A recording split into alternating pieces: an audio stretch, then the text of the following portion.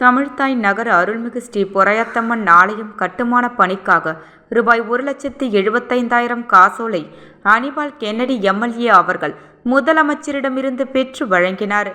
புதுச்சேரி உப்பளம் தொகுதி உட்பட்ட வானரப்பேட்டையை சார்ந்த தமிழ்த்தாய் நகர அருள்மிகு ஸ்ரீ பொறையாத்தம்மன் ஆலயம் கட்டுமான பணிக்கான காசோலை ரூபாய் 1,75,000 திமுக உப்பளம் தொகுதி சட்டமன்ற உறுப்பினர் அனிபால் கென்னடி அவர்கள் இந்து அறநிலைத்துறை மூலம் மாண்புமிகு முதலமைச்சரிடமிருந்து பெற்று தந்தார்.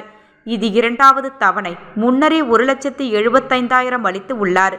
இதுவரை ரூபாய் 3,50,000 அக்கோவிலுக்காக வழங்கப்பட்டுள்ளது.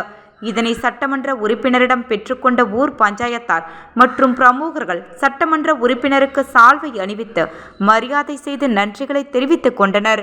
உடன் கழக கிளை செயலாளர்கள் காந்தி, சங்கர நாராயணன், ராகேஷ், விசிக பத்மநாபன், ஊர் பிரமுகர்கள் ஆனந்த், பிரக்லின் ராஜா, ஞானவேல், கருணாகரன், குணா, கார்த்தி, பவி ஆகியோர் உடனிருந்தனர்.